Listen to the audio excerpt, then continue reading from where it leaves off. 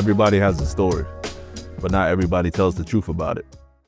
This is the Untold Truth, a space where we talk about the things people avoid: trauma, pressure, pain, healing, and growth. The real conversations behind the highlight reels.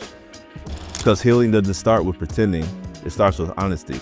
And when you're ready to speak, your truth deserves to be heard.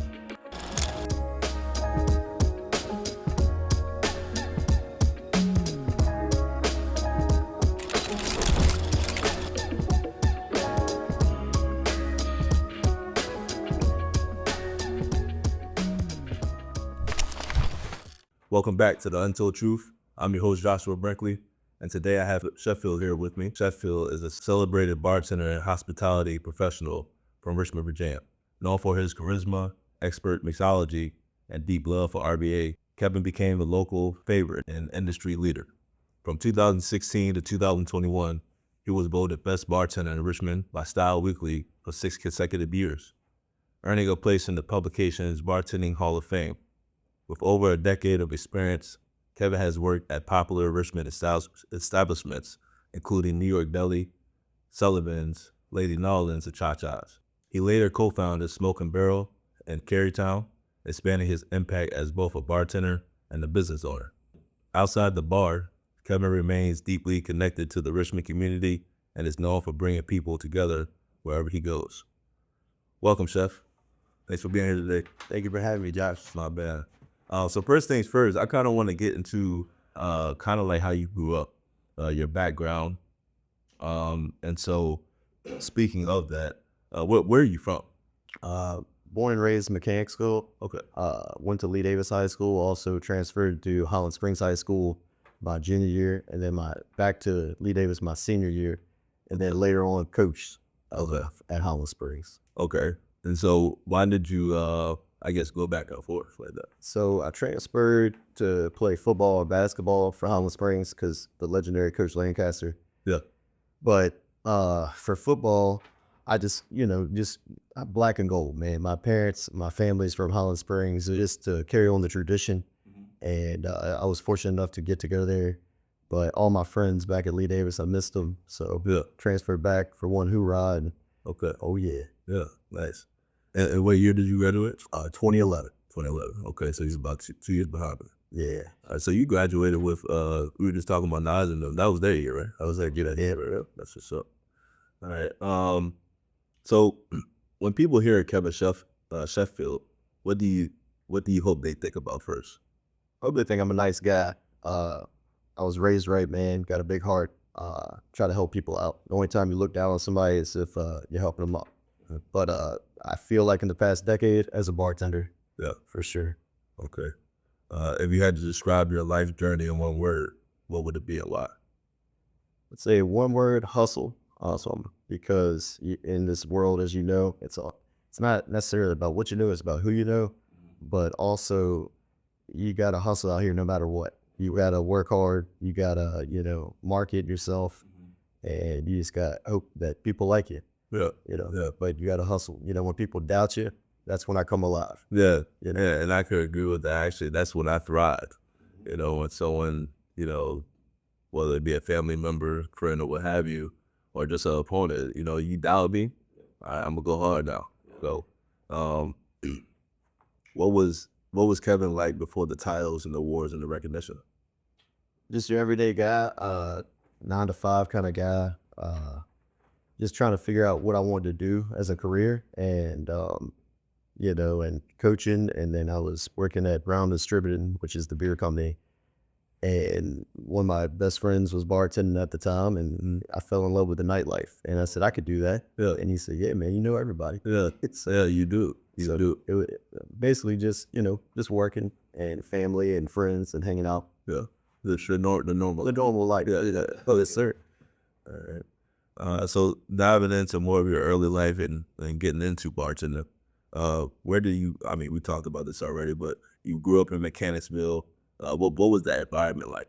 So Mechanicsville early on is what you expect.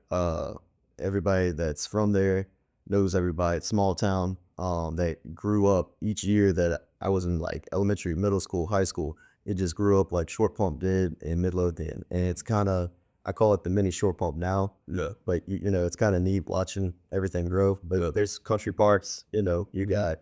I mean, I went to Lee Davis, so you know, we changed the name Lee Davis Confederates to Mechanicsville Mustangs. So, you know, for obvious reasons. Yes. But yeah, shoot, man, just country life more so. That's why I kind of wanted to get out and branch out when I got old enough to. And skateboarding back in the day, I was a sponsored skateboarder, so I love going to the city and skating and checking out all those restaurants early on in my life. Yeah. So I probably not seen you skating around Richmond. yeah, that's why my knees are shot. That's right. I understand that. I was just talking to Tim Jones, who played at Henrico yesterday. We did our little segment yesterday, and I was just telling him, like, you know, any type of physical activity where it's pounding on your knees. Oh yeah. You know, we in our 30s now, we started to feel it. Oh yeah, especially working out. Yeah. Man, bone to bone. Or the bone. Yeah, you could feel it. You could feel it for sure. Did you ever imagine bartending would become your career? No, so it was actually going to be just for fun and for the weekend until I found the 9 to 5. But like I said, man, I fell in love with the nightlife, the music, all my friends coming out, Yeah. and just being energetic and being able to like learn how to flair bartend. That was kind of the thing at clubs back in the early days of my bartending career. Yeah. And just, you know, being around such positive energy. Mm-hmm. Yeah. Yeah, I know we talked a little bit before we started doing this, but I'm trying to remember. We'll get into this segment, but I'm trying to remember. Did I ever see you bartending, like when you were in that element? I'm pretty sure it was probably ChaChas, yeah, probably Sullivan, for sure. Sullivan. for sure, Sullivan. Yeah, those are the good days. Oh man, I miss them, man. Yeah, I miss them for sure. What was the very first bar job, and what did it teach you? So my first bar job was ChaChas in Society, and they were owned by the same guy, Dave Best. Super nice dude. Shout out to him for getting my start. But my buddies, you know, got me kind of behind the bar as a bar back. But before that, I was a promoter. So I got the taste of getting like, you know, free drinks and stuff like that. Right. And then bar back, it taught me hard work, getting the ice, moving through the crowd, you know, the grunt work, you know, Right. changing the trash cans and all that. Okay. Stuff that normal people wouldn't want to do. But the cool part is I still was in the scene, you was behind the bar, and I got to learn how to bartend through those guys. And, you know, I finally got my chance within 3 months. Okay. Yeah, Right. I won this thing called a staff invite. So a staff invite is the bouncer is at the door, and he has all the bartenders' names. And from 9 to 12, your friends come in, we'll see how many people, you know, come for you. And then you get like a prize or better shifts or whatever you had it. So I told Dave, I said, hey man, I know I'm a bar back, but I guarantee you I could beat all these people. And he goes, I like your confidence. Let's see. If you do it, then you go from bar back into bartending. So I think I had about 75 people at the door. The second place winner was like 30. So I didn't bar back ever again. Wow, that's kind of an amazing story. Yeah, that's kind of like the start where it's like, I know how to throw a party. They would ask what I was doing before, 9 to 5, but I knew how to throw parties. Then I didn't tell you actually making drinks in that moment. Yeah, so that was a Friday. So on Saturday, I was behind the bar bartending. And so I was That's kind of like a quick transition. yeah, like luckily I went to the bartender academy, which a lot of people like frown about it. They're like, you don't need to go there. We'll teach you. But it's kind of cool having like veteran bartenders asking, hey, what goes in the blue wine again? Or what goes in this?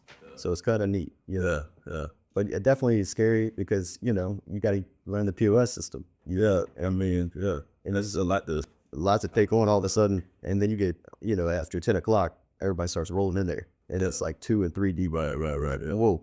Yeah, you got to remember all of that. Remember the drinks, you know, understand people are going to pay separately and they're all together. I want a lemon drop. No, I want a green tea. Yeah. And they be, you know, So definitely nervous at first, but, you know, they had me on for like a Wednesday slow shift, but that, you know, that's just to get used to the POS system. Yeah, for sure. Now, how did you kind of cope with that nervousness, that first? Oh man, just take a deep breath and it'll be what it'll be. You know, and luckily I wasn't on top bar at Society, I was at the bottom. So it was 3 other people down there to kind of help and guide me. Yeah. And everybody was super nice, you know. Yeah. So all the veterans took care of me. Yeah. I mean, that's kind of a tough place to start at. But I mean, a lot. Society was crazy. Especially, you know, coming from a mechanic. So we had Gus's Sports Page, and both of those bars, they're still around for good reason. Great food, and they got that place is packed. But besides those 2 bars, we had Applebee's, You racial stuff, right? that, I could have bartended there maybe, and then, slowly, gradually, no. This is, you get thrown into the fire. Right, yeah. And I kind of like it, though, because it kind of helped me speed up my process later in life. For sure, yeah. I mean, the adaptabilities, that's what I call that. I mean, to me, that's very simple. I like to always relate things to business, right? I was never a business owner until I became a business owner, right? So I had to adapt as other things adapt, like with Virginia Medicaid, all these different changing things, and not just with the higher ups or whoever governs me. Also, just overall, things change. From case to case, from whatever the case may be, and it's different situations that may happen, but you got to know how to do it. You just got to know, and you got to adapt to it. And absolutely, If you can adapt to change, man, you can make it do anything, in my opinion. facts. Yeah, no, that's for sure. That's for sure. That's why Yarrow Phillips. That when I hear about change, back when Katrina happened, you remember you were at Yarrow. Oh, yeah, you graduated 07, right? He graduated 07, yeah, and that was my guy. But when he came to Freeman, he transferred from New Orleans due to the Katrina, and he had to adapt. Oh, yeah, probably the culture shock, too. Super culture shock. Like, that's Yeah, crazy. from New Orleans to up here. Oh, I felt bad for him because the food scene wasn't quite the food scene back then. They're at Richmond. So the dude, I missed all of the Cajun food and Creole, Yep. all of that stuff, man. I think at Freeman we had Subway. That was Yeah, we had Pizza Hut at Holland Springs and Subway. Yeah. And then at Lee Davis, we got Chick-fil-A on Wednesdays. That was fun. That's not bad. I take that. What mistakes did you make early on that helped shape who you became? The mistakes I made just were probably, I'd say, not knowing how to promote myself the way I should have at first. And then I kind of grew into that like groove of, okay, use social media, tag the right people. If your friends are going out on a Tuesday all the time, tag them, post pictures of food and drink. Early on, I didn't really promote as much. And I kind of found, I was like, man, this is boring, man. Why, after dinner, it's like nobody's in here. Right. And so I learned, okay, who's off that in the industry? Because most bartenders are off Sunday, Monday, Tuesday. Right. So I'm like, all right, for Tuesday for like Lady N'awlins. I got the job there in 2015, and I was kind of ignorant to the fact because I thought, foot traffic. Okay, well, it's gonna be busy no matter what. No, I learned early on. I had probably a month where I was like, man, it's slow in here after 10 o'clock. So I knew all my friends that were bartenders, and I had bar backs that were like in frats and stuff and sororities. And I said, hey guys, what y'all do on Tuesday? They're like, oh, we go to Sticky Rice. Oh, we go to Starlight for $2 Tuesday. So I'm like, well, how about this? Y'all come over here. I'll play the music y'all want. Let's have some fun. Right. They said, all right, bet. Said less. And then all my friends from the suburbs, I tagged them, and they all come out. And then basically it just became like a big party. Yeah. And it was fun, man. And after 10 o'clock, I dimmed the lights, put, Lil Wayne on.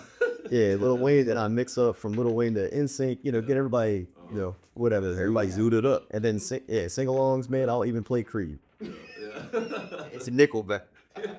Oh, wait, when you drunk, everybody wants to hit on Nickelback like they hit on Applebee's. Right. And they learn that something in their car, they be singing along. Yeah, of course. Ain't nothing wrong with Nickelback. Oh yeah, that's sir. Yep. So this basically the one of the biggest things was probably learning how to promote myself. Okay. That's what I had to learn.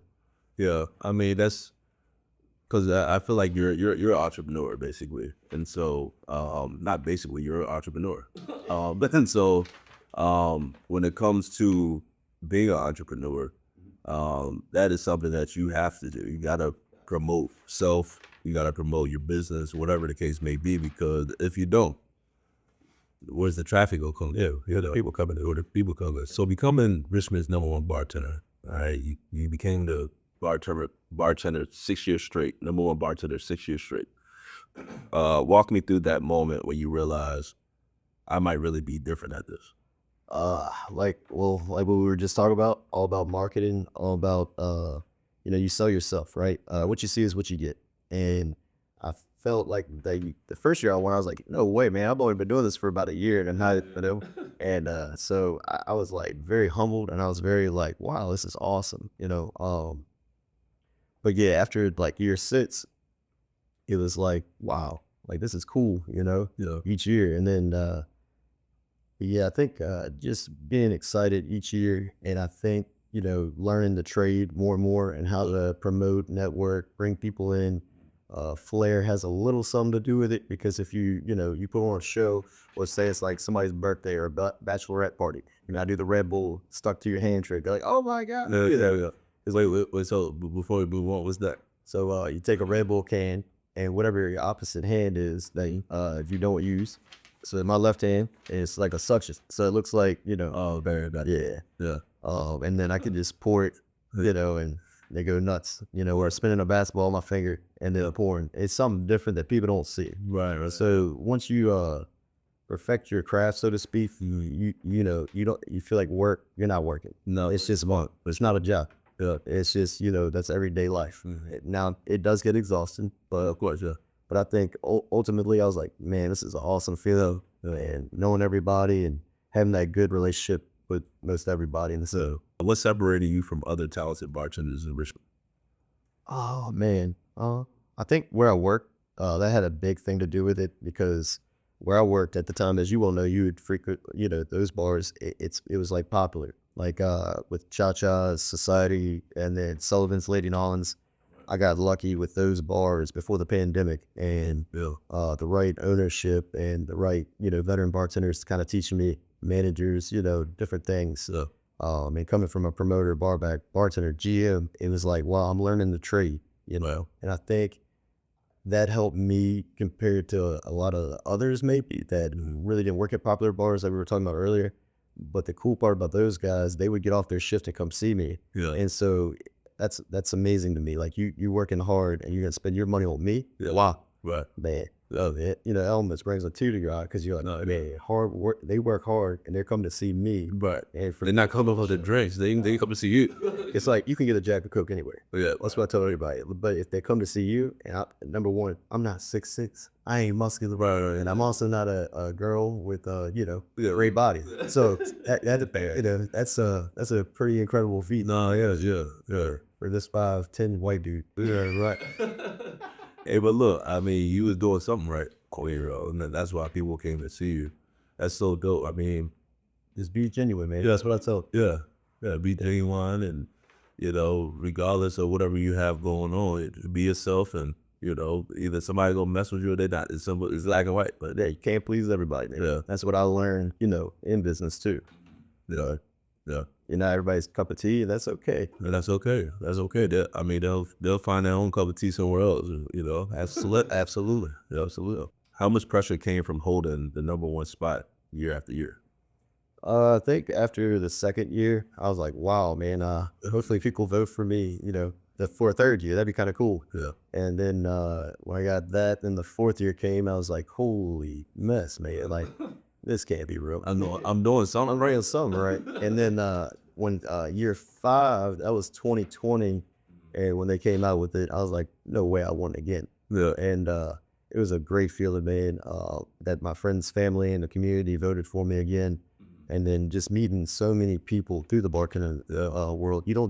It's not just your friends and family and, the Nightlife crew that comes to see you. It's, you got Richmond celebrities almost, or random athletes that come in that are Philadelphians.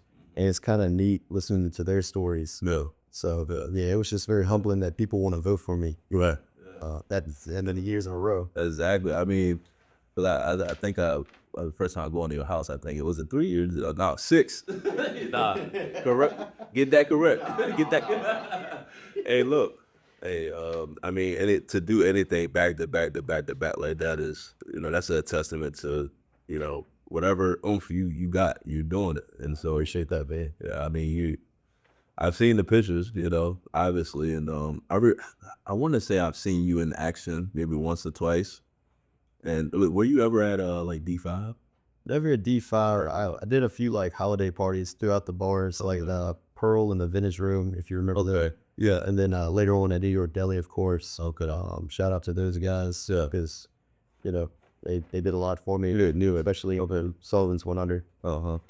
So I've been thinking about this. This is kind of off topic, but do you remember that bar? I believe it's CarMax now. It's a CarMax joint now. Yeah, so off the hookah and hat factory. Also the hookah. That's what it was. You ever go there? I would go there a lot. A lot of my friends worked there, and I loved hookah at the time. Yeah. You know, in my early 20s. Yeah. But yeah, man, it was fun. And then Hat Factory, I went to go see Juicy J. Okay. Then Travis Scott before I think he had an upper echelon. That was it. Yep. I remember that. I remember that time. I was a bouncer at off the hookah or upstairs though. I ain't mess with the downstairs. Downstairs got kind of crazy. But there's a big, what's that Russian dude's name? Tall. Omir. Omir from Freeman. Yep. Yeah, strong as hell. Man, yeah. Alex. Man, I played basketball with him at the YMCA. And I tell you what, man, he would just hold on to the ball, and it was like, I ain't gonna You're not taking the ball from him. Yeah, he's a real live Russian. Like when you think of a Russian, Rocky. That's me, him, and Billy. Right, back in 2013, right before I went to start working at Freeman, me, him, and Billy won this 3-on-3 tournament. Oh, right, U of R, yeah. awesome. Yeah, no, that was a pretty cool moment. Back when we were a little bit athletic. Hey, y'all still got sure, man. Like, I'm a BCU guy, but I can't lie, man. I love the Robins Center. Mm-hmm. It's beautiful in there, man. Yeah, For sure. Yeah. All right, switching gears here, talking about mental strength, discipline, and lifestyle. What personal sacrifices came with that level of success? All right, so the number one thing is somebody offers you anything, don't do it. And that took a lot from me because being in the industry, you get tired. People do cocaine all the time. I've never done cocaine in my life. This is Dale Stars. Don't ever do. Till this day. Yeah. And I tell you, man, I don't judge anybody because all my friends, and even to this day, I got plenty of friends that still do it, or they might do it on the weekends, whatever. Right. No judgment from me whatsoever. Right. Yeah. But I prided myself on not falling victim to that because I probably like it, and I already spent enough money on booze. Yes. But basically what I would say is I sacrificed a lot. I didn't drink behind the bar like I could have. I tried it one time and I was so slow. I was like, nah, it's not for me. Oh, no. I mean, it's, people that do drink behind the bar, have fun. Go at it. If you can function and do your job, no judgment again. Yeah, but I think I was faster by not doing it, and I saved my liver for later in life. Yeah. But I would drink on Sunday Fun Day. That was my one. And every now and then I would do Monday. Those are my 2 days off because I would, like I said, man, I would grind. I'd bartend, every day if I could back then. But I sacrificed a lot in my 20s, not going to the beach. I didn't fly until I was 27. Well, so when all my friends would go out on their birthdays and stuff, I might take 1, maybe 2 weekends a year off, where I had Friday through Sunday off. Right. But then I'd pick up for somebody on Monday because I just missed it. I like making that money. Yeah, making that money. And we ended up saving up to buy a house, and that my 20s pretty much set me up for success for my 30s. Mm-hmm. But I think the lack of drinking and not doing drugs, helped me out a great deal. Yeah. Don't get me wrong, moving up to Mechanicsville, I drank a lot more than I did then. But for sure, man, I think the discipline, well, I know I could have drank with all my other fellow bartenders and friends. I just didn't want to. Yeah. I mean, it sounds to me like you kept your head clear and your head down. I mean, like you said, you could have fallen quickly to doing stuff like that, and the next thing you're not where you are now. Oh yeah, and I might not even be talking to you right now. Yeah. I could, be dead in jail or rehab. You don't know. So exactly. The mind is the most powerful thing. It is. You can train it the best you can. Mm-hmm. For discipline, like you said, you got it made. Yeah, we got it made. Yeah. I mean, that's tough. Yeah, I talk about my issues with cocaine and stuff like that in the season 1, or my autobiography, but it's a hell of a drug. Let's say that. James, bitch. Yeah, exactly. And like I've seen my friends on it, and they're hilarious, man. Like they'll have great business ideas. I've been in his kitchens before at like 4 a.m. on a Saturday, 8, and they're actually coming up with some good stuff. So good stuff. And then we all go home. I'm like, hey man, you remember that idea? I guess I don't remember what you're talking about. Yep. So it's kind of like all for no. Oh yeah, man. And I've been offered it even as a tip. That's another thing I was gonna tell you. So bartending at all the hot spots, bartenders just do it, all over. And that they up through all the night and stuff. Yeah, so some people think, oh, I don't have money to tip you, but I got like a little bit. Is this good? And I'd be like, nah, I don't do that. No, I'm good. Good, man. Yeah. I mean, Save your money, you might have some money. yeah, man. The truth is, it's crazy, but the nightlife does get a bad, rep for, cocaine and alcoholism, and not everybody does it, man. Not everybody drinks up, there's a lot of sober bartenders out here. Yeah. And for me to want to drink, because like, say if you came to my bar and we're like, come on, Sheff, take a shot. You know how hard that is for me to tell you this? Like, or anybody, or my best friend. Yeah. So I learned, okay, man, you got one more day in this Sunday. You got this. Yeah. Yeah. And so that was tough because I lived like a block away. Yeah. So, and some of my friends, they're like, not mad, but they're like, bro, you can walk home. Yeah. Pretty good. I'm like, nah. Yeah, I gotta work. What y'all understand is I gotta work. I gotta work your drinks. Yeah, I gotta get this done. Y'all have fun. Yeah. Yeah. Well, yeah, I mean, that's that sacrifice you talk about. Whether it was not engaging in cocaine or whether it was not engaging in drinking. I mean, at some point to get to, like, for example, like to get to where I'm at, I had to sacrifice. I didn't go out as much. Like you said, I didn't go out as much in my 20s. While people were out, I was at home writing policies and procedures. You know what I'm saying? Staying up until 1 a.m. in the morning. So, daily, for years. The lack of sleep, just trying to hustle. So that's very important. How did you protect your mental health working late nights in high pressure environment? So I treated it like a house party that I didn't drink at. So it was weird at first, but I think each night I try to throw a house party. The good part is I was in control of the house party, and I had to remind myself, hey, you control what you can control. Right. If somebody comes in with a gun, I can't control that. Right. So just know mentally that could happen. Or if somebody says, hey, give me all your money. Right. I can't control that either. Yeah. But what I could control is who I would invite out for the most part. I mean, obviously it's foot traffic too, but basically Lady N'awlins especially felt like a house party, and I could control the music. I could, with the food and, all that good stuff and drinks. What I found the best way for me would hydrate, get my steps in, but usually I have another bartender. So I'd be like, hey man, let me go into my house a block away, just use the bathroom and just woosah. Yeah. Or I would, at the end of my shift, I'd go to either Waffle House, Denny's, or Sheets on West Broad. And I'd sit there with no music. Yeah. And I would just eat in peace and chill. It was that quiet. Yeah. And I knew I think I would prepare myself. I would look at the clock. I'm like, all right, 5 hours. You got this. Yeah.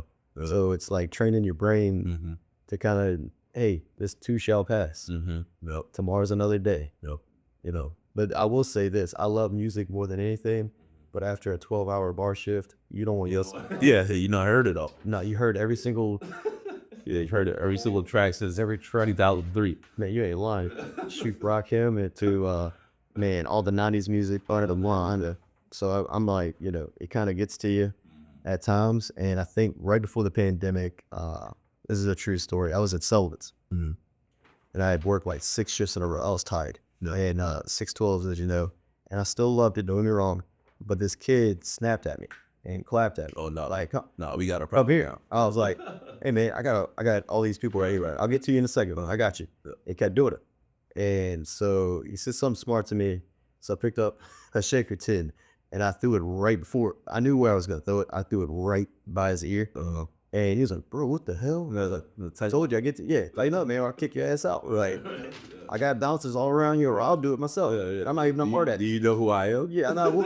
It's like, if you just calm down, I got you. And then my fellow bartenders are like, man, Sheff, I never seen you like that really. I'm like, dude, I had enough. So, Like, shush. yeah, they're like, yeah, you need to get some rest. Yeah. And I think that's one of the things I do regret, kind of, is not taking off as much as I could have. Okay. Yeah. So you kind of forced yourself. Yeah, because like the money was great during those times, and truth be known, I could probably work 3 shifts and be straight. Yeah. But I would always try to work 5. And then it became 4 towards the end of, before the pandemic. Yeah. And 4 was perfect, Yeah. But I would always pick up for people. I couldn't say no. Yeah. I rarely took off. Yeah. So that sets you apart from being average. Oh, know that. And two, they expect you there. Like, that was my one day there because Sullivan's and Lady N'awlins were owned by the same group. And I figured if I worked more shifts at N'awlins, it wouldn't be as special. So I made Tuesday just my only night there. And then I was at Sullivan's the other nights. Yeah. So I think Tuesday. So I never missed it. Here's another crazy fact. I never missed a Tuesday from 2015 to 2022 when we were open. Yeah. Like, obviously the pandemic. That's a hell of a grind. Yeah, obviously the pandemic obviously ruined that one. But it felt weird not going to work on Tuesday. Yeah. I felt like the Cal Rickin. Sure. I mean, that's another thing. Like, that reminds me. I was telling Claire the other day, my wife Claire, and her. But I was telling her the other day that when I sell this business or when I retire, I want to have PTSD. And what I mean by that is I want to wake up in the morning at 3 a.m. like I always do, hop on my computer, and I'm gonna have nothing to do. Oh yeah, And man, shoot, like a lot. Even my dad, he still works. He's retired, but a lot of my friends' dads, they're in their late 60s, 70s even. They still work part-time. Yeah. They said, you gotta see something, because if not, I mean, what are you waking up for? Yeah. To drink, to play golf? I mean, after a while, that gets boring. It gets boring, Yeah. Like, and I love drink. Don't get me wrong. I love a good buzz. Yeah. But, like, every day, I can't, I can't fade that. Nah, that's that, yeah. Well, yeah, so it sounds to me like, going back to the whole mental health thing, it sounds to me like you were, you had to sit down and just sit quiet sometimes and have that peace. Like the woosah moments, because the public does get to you. And like I said, like earlier, you can't please everybody. You can't be everybody's cup of tea. So people complain a lot. Oh, my food wasn't right, or my drink doesn't taste strong enough. Mm-hmm. Yeah. You just gotta deal with it. You just laugh and move on. Yeah. That reminds me of that saying. I talked about it in season 1. You gotta flush the toilet. You gotta flush the toilet. So you gotta move on. You gotta understand that it is not just in bartending. This is just in life in general. You have people out here on the road, and you had the road rage thing going. Whatever the case may be. Like the other day, we went to a game in DC. It was me, Rock, and Tim Jones and Claire, and dude walked by. And I was actually talking about Tim. He had on the Nike jumpsuit. He had on the Nike, whatever jumpsuit that is. But dude did too. And I was just playing. I said, yo, look at Tim. He was homeless. But he wearing a Nike jumpsuit. But Tim was all drunk up and whatnot. But long story short, dude turned around and thought I was talking to him. So I'm just thinking to myself, like, you know what? I could really get at your ass right now. What I'm going to do is I'm going to fall back. And I'm gonna let him have his time. Yep. I'm gonna be the bigger man. I'm gonna move forward. Absolutely. That's so. But yeah, it's definitely important to talk to yourself in the mirror. Got to and really be on yourself. I mean, self-talk is very important. Yes, sir. Absolutely. So, were there moments that you wanted to quit? In the heyday, no. I think I wanted to quit probably after the pandemic, because I kind of got jaded. Probably right before opening Smoke and Barrel, I was just so focused on other things and trying to open up a restaurant, and I was so excited for that. Yep. That the bartending aspect, even though I loved it, I started hating it, going in for 12 hours, like I did before the pandemic. And I'm in my 30s now, so I was like, man, 412 sucked. I can't keep doing this. Yeah. My body just can't, and so I think right around 2023, if we wouldn't have opened up Smoke and Barrel, I probably would have quit. Yeah. And tried something else. Yeah. For sure. Yeah. So Smoke and Barrel they gave you that breakthrough. Yeah, it was kind of like a breath of fresh air for me, because I'm doing it with 2 best friends, and then my other best friend was our head chef, and so, in our GM, solid as it gets. Everybody on that team was great, but I think what happened to me especially was I got jaded even at Smoke and Barrel. My mom had some health issues, and just wasn't fun anymore, so to speak. And I would sit there some nights and it'd be slow, and I'm like, man, the fan ain't the fan anymore. No. Well, like it used to be where everybody would go out every night and the kids aren't drinking as much, Right. which I respect that, health is wealth. But at the same time, you're kind of like, man, why am I sitting here? I'm not making any money right now. Yeah. And I'm here till 2. Right. So It's wasting. wasting time. After, if you make a restaurant nice, like we try to do, people know it as, okay, let's go to happy hour. Let's do dinner, and maybe a few people would say late night. And so it just, the change, like we were talking about earlier, man, everything comes in waves and changes. You just got to adapt to it. And I was just not in the right spot, when I was at Smoking Barrel bartending. Yeah. So speaking of Smoking Barrel, we had our annual dinner there. That was remember, was it not last year or the year before? Yep. Right. That was okay. Yeah, we had a really, really good time there. And if you haven't been, check out Smoking Barrel. Appreciate it. Yes, sir. How did you say discipline with the nightlife lifestyle can easily become destructive?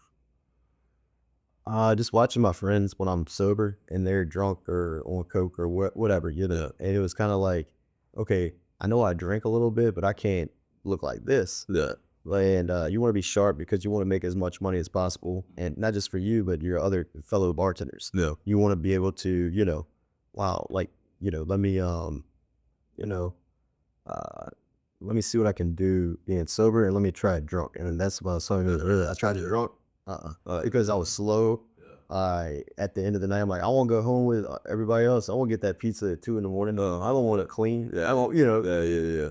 Yeah, that's you got to do that before you can go home. Yeah, absolutely. Yeah. So moving on to struggles, losses, and untold moments. What is the struggle from your journey that most people don't know about?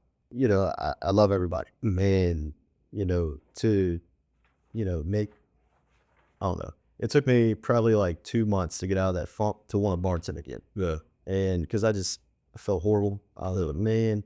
And the thing was, nothing racist was said, nothing, off the wall. Mm-hmm. But it just, people will always talk. Yeah. And so basically you keep your opinions about, politics, religion, and sexual orientations, and all that to yourself. Yeah. And that's what the biggest thing I've learned is, even though you might think it's in good heart, some people take it, especially through text. So that's the bad part. Yeah. So I learned from that a great deal, and still learn it. Just to make sure, hey, watch your mouth. They don't know. Yeah. Because but I just learned that the country's kind of divided right now. Yeah. And I'm kind of in between where I see both sides, the good, the bad, and the ugly. Right. So I just kind of keep to myself. Did you want to listen? I've been listening to it. It's true. I love it though. Oh, it's true. It's true though. Don't you sit? And so yeah, it took me about 2 months to bounce back. And I'm behind the scenes at Smoking Barrel right now, more so. And I bartended at my buddy's at Cooper's Tavern in New Kent for a little while, just to get out of the city, see if I like the suburb bartending. And what I found out there is it's very slow pace. After 8 o'clock, nobody comes in. But it is what it is, man. You got to make your money when the good is good. So happy hour and dinner, and then try to have your friends come out, just like the city. Yeah. But yeah, that taught me a lot as far as, I don't know. The only time I went through something where I'm like, damn, man, like, you don't even know these people, but they think they know you, and that's not me. So, but yeah, besides that, yeah. Well, there's a couple of days you got my mind going now. So, first things first, when it comes to, because like you said, the world and America as a whole is kind of divided right now. But there's a huge difference. Me and Claire did a segment, and there's a huge difference between somebody that's racist and somebody that's just talking and is not saying it just from your point of view or what have you, right? And I had to cut Claire off during our episode because I told her, I said, you're not racist. Obviously, you're not racist. I mean, I feel like you had more black friends than the white friends. So it's just somebody thought that, and I try to tell my black friends, like, not every white person is racist. Nah, man. That's not how that works. Now, are they ignorant to some things in certain moments? Of course.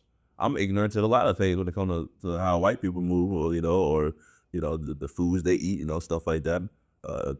Charcuterie boards, Chakuchi boards. But I mean, that doesn't make them racist though.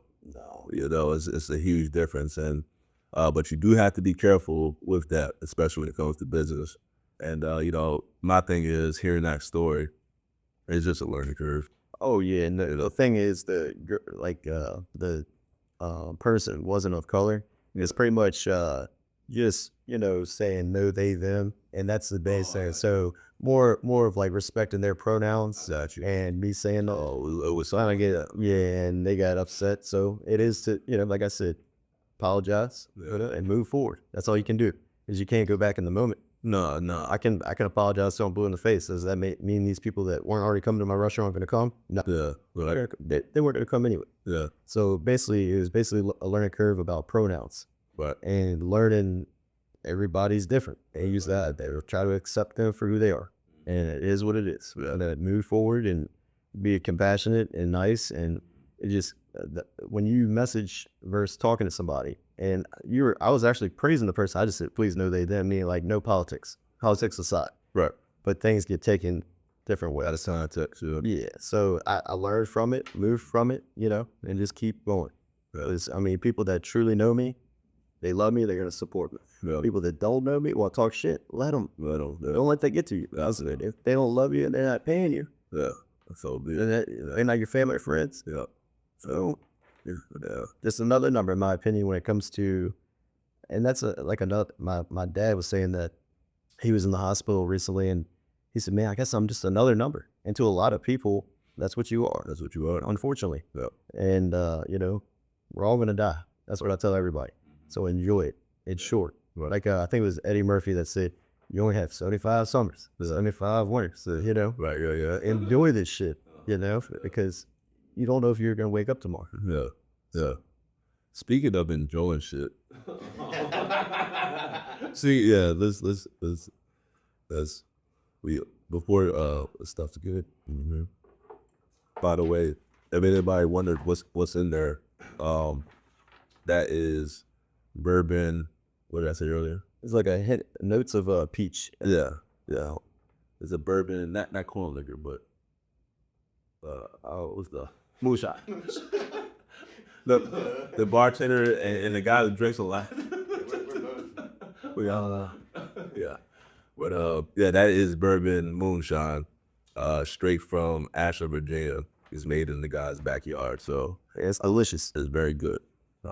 If you want something, holler at her. Yep, smooth. Yep. So yeah, that's that reminds me of, still speaking on the whole, being a business owner. People don't understand, like, you're held accountable for everything, And so I think we had one bad review on Google right now, and it was just from somebody who worked here, and it was unfortunate though, because if anybody else that raised the company would never even think of giving us a 1-star, and even when this young lady, I'm not gonna say her name, but this young lady, she started working at Richmond Therapeutic Health Services, and she was our licensed person, our licensed clinical worker. And long story short, when I first hired her, she her mother died, and I let her work remote for like 2 or 3 months. Yeah. And then, when I started to give her some corrective criticism, that's when things hit the fan. And so I ended up bringing her in for an actual meeting with myself. Here's what I want you to do better. Here's what you're doing good. Let's make this happen so the agency as a whole can become better. And she took that as me, I don't know. I don't know what she took it as, but obviously it wasn't good. Get the hell out, man. So yeah, It been there. yeah, that's how it happens. It happens. But at the end of the day, like you said, we're gonna keep on moving forward. Gotta keep moving forward, because nothing good's in the past. Exactly. Who believed in you before the community did, the world did? Obviously, my parents, man. I got the best parents in the world. My big brother, kidding. Shout out to all three of them. Always give me advice, always there for me, anything I needed. Yeah. Before, obviously, a license, they would drive me to hockey practice, basketball, whatever I needed, football. Yeah. And those guys are my heart, for sure. Yeah. And, my grandparents as well. Love them dearly. All my family, though. I love all my family, Yeah. but definitely my parents. Yeah, that's dope. I mean, and that's one thing that I've realized, like a lot of people who've, I guess you want to call them, that have that extra oomph, or know some things before the next person might know. They like Claire, for example, they are a tight family. Oh yeah, and obviously you can have somebody that comes from nothing, and like LeBron, for example. But people, I've started to really understand, like, the family piece of someone's foundation is very important. And you learn a lot from your mom, your dad, and stuff like that. But speaking of family, I see you rocking BCU. Oh yes. Oh yeah. So would you call BCU your family? Absolutely, man. Shoot, man. I guess it started when Brandon chose VCU. I was already watching like Eric and all them, and B.A. Walker and Jesse Pellarosa from George Wythe, and I'd always rock with VCU, and they were underdogs, and so I see that myself. I feel like an underdog a lot early on in my bartending career, but when Brandon chose VCU, obviously I was hyped, and then when he was playing overseas and coming back, I was bartending at ChaChas. Well, I met Ed there in 2013, and so that's where it all started, man. But like probably 2013, Ed, Brandon, Joey, and then Danny O'Brien, he came to be the assistant athletic director, and shoot, man, we would go out every Sunday fun day and stuff like that, and then Eric came into town when he retired, and man,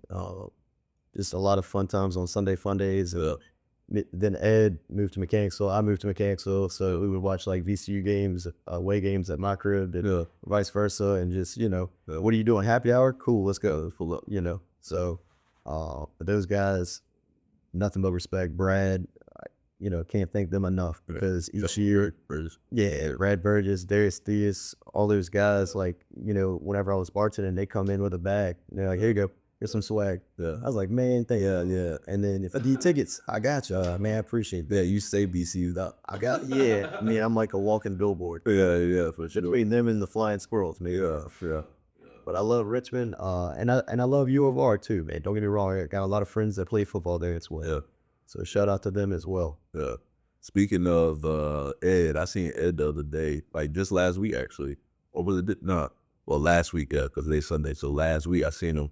I think it was Wednesday or Thursday. I went to the YMCA over there, close to Short Park. Yep. And I seen him. There to say what's up with that. Ed's great people, man. Ed and Joe, man, the two babies, awesome family. Yeah.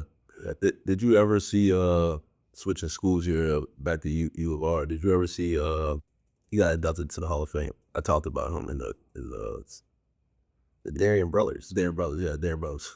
Could not remember his name. I watched him play. I got to hang out with him one time. Nice dude. Yeah. Benedictine legend. Yeah, For sure, man. Yeah, me and him went head to head.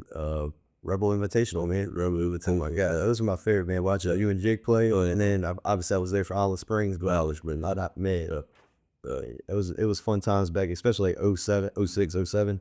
And y'all had some, and then Bob Foley from Gallagher. Sports was different back there, man. And it's like the whole city would come to watch, and that's when, like, you're like a young man. What's the word? You're like a man child. Like a lot of the guys back in the day were like men. Yeah, men. Now you look at it, looks like little school, little boy, maybe JV. Yeah. I mean, you got a few out there that stand out. Yeah. But for the most part, if you go back and look at tape, you got people with all blue beards, and like it's just different now. Yeah, I don't know or maybe it's in this area, because you still have that across the United States. It's just not in this area. Yeah, same with like not having clubs anymore.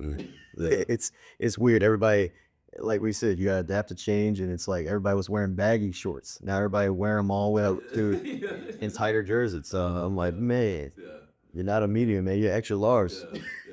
And you know how things work is with evolution. It's something will get recycled at some point. Oh yeah, like the 70s, man. I went to think I went to a game 2 years ago, and I was like, what? I feel like I'm in the 1980s. Seeing all the kids on my house, the short, yeah, and all tight, yeah. But that's it. Like you said, man, history repeats itself. It does. It does. So getting back into the bartending scene, what made you want to move beyond bartending into ownership and leadership? I think I saw like my age, where I was, and how long I've done it, and that was like a dream of mine. I think a lot of people that are bartenders or head chefs, they want to open up their own restaurant, and they want to give people like a taste of their creativity. And I think I was ready for that step. I had, I was, like I said earlier, I was a little jaded from bartending full time and the long hours and getting home late and driving to Mechanicsville. Because, like I said before I bought my house, I could walk up the street after work, no problem. Yeah. But that 20-minute ride when you're tired, man, you gotta, roll the window down, crank the music up, place. So I think I was just getting jaded of that aspect, and I wanted to bring something to the fan, to make it like feel like the fan again before the pandemic, because it was very lively. But Scott's Edition, which shout out Scott's Edition, they're doing it right now. That was a place to be. And so as much as I love the fan and the dive bars, that's what I love. But I know a 22-year-old might not like a dive bar. They might like Scotty's or River City Roll, and that's okay. No. Like you said, it comes with change. So, but for me, I was at the age where I love good cocktails and the great food. I'm a foodie, so I'm like that's my scene, right? And I wanted to try to give the fans something else other than chicken wings, pizza, or the normal stuff. Our food, yeah. So luckily we executed that early on, and people still talk about us, so yeah, can't complain about that. Yeah. The old fashioned, I feel like that's one of your favorite drinks to make. Oh yeah, favorite drinks to drink. Yeah, yeah, that too. Both. The reason why I bring that up is because you were talking about the cuisine that you guys have at Smoke and Barrel, and I remembered, I forget which dish I had, but it was very good, but I remember that old fashioned. Oh yeah, shoot, can't go wrong with that. And I feel like I've mastered the old fashioned, but I can make other drinks, of course, but that's my favorite to make, especially a smoke one. And you give people kind of a show to smoke, and yeah, it's like, man, I feel kind of classy, Yeah. I feel like in our 30s, you want a little bit more than a Red Bull vodka. Yeah, and sure. Finger tenders. Now, that's great. I'll still eat that, but But yeah, they're trying to get that dining experience as you're on a date, your birthday, or happy hour with a close friend, or networking business. It's nothing like an old fashioned in my opinion. Yeah, for sure. Yeah. I can't remember the last time I drank vodka. Shoot, I can't either. Yeah, that shit is horrible. Yeah. When I drink vodka, it's usually with a Red Bull if I'm tired. I'll do like a Tito's. I like Tito's. Okay. But I'm not like, I can't just drink vodka. So yeah, I remember back in college, that was the go-to. Oh yeah. And mix it with the Gatorade, you can just shake it. Yeah. Yeah. Can't do it no more. Is there any talents that you want to show off while I have you here today? Talents, man. I know we had talked about your radio experience.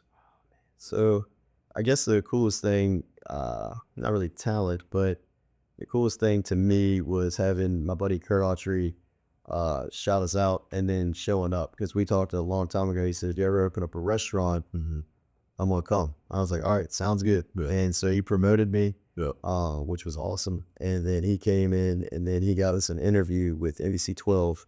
And we all got to go talk about Smoke and Barrel. That was a really cool experience. Yeah. I've been on the radio probably 3 or 4 times, talking about, restaurants, VCU basketball, all that good stuff. And then I've been on, ABC talking about the restrictions about bartending. So bartending it gives you, that's what I tell everybody. Everybody goes, what's going to be your big boy job? I said, well, I make more money than most of my friends that have a college degree that work 9 to 5s. Right. I said, it's all about where you put your money at. Correct. You got to learn about IRAs, you got savings and stuff like that, the rainy day. So I tell everybody, that's the big thing with bartending. When you meet the right people, then you leave bartending, so to speak. Yeah. No, for sure. Yeah. And you just got to decide, do I like this or do I miss bartending? Yeah. And that's the biggest thing I would say. My claim to fame as far as the media, knowing the right people. and promoting and networking. That's kind of, I guess, my talent, so to speak, because knowing the right people, but man, probably spinning a basketball on my finger. Yeah. Okay. But yeah, That's about it. I've never been able to do that. really. Yeah. And that's a few other my friends that are way better than me at basketball. I would say that they can't do it. I'm like, Yeah. Yeah. I'm I think so. shit. Yeah. Yeah. I've done it for about 2 seconds, and that's it. But once you start doing this, Oh yeah, I'm done. shoot, man. Yeah, I had a buddy. He played football at Randolph Macon. He filled in on my bowler league. I'm actually a bowler, and he was like, "Man, I hate that you're good at this." I'm like, "Why you hate that?" He goes, "I'm better than you at football." I'm like, he was like, "Feel like you're good at random stuff." I'm like, "Yeah, like pop a shot. I'm good at. It's weird, but I don't know, man. Yeah. It's random stuff." Yeah. Fun fact, I was in the bowling league when I was growing up. Yeah. It's fun, man. In high school, actually. Yeah. Or was that middle? I get it all mixed up. That's how you get old. Yep, 2016 and 18. And all it's all around. Just like since the pandemic, man. Yeah. Other than 2021, because we'll say that was kind of the first normal year ish. I feel like 2022 to 2026, Yeah. besides my weight, and nothing's changed. It's active.